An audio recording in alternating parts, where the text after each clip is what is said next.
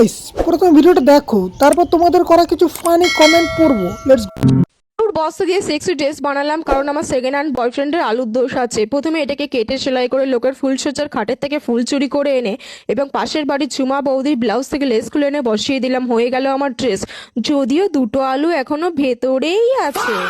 तो चलिए शुरू करते हैं। এই জন্যই তো ভাবছি আলুর চেয়ে বস্তার দাম বেশি কেন।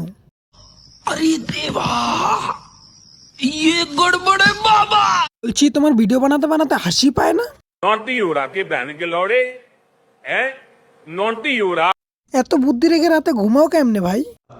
ये बातें बताई नहीं जाती, नजर लग जाती है। যে যাই বলো হ্যাপি লাগছে, বাঙালি উর্ফি।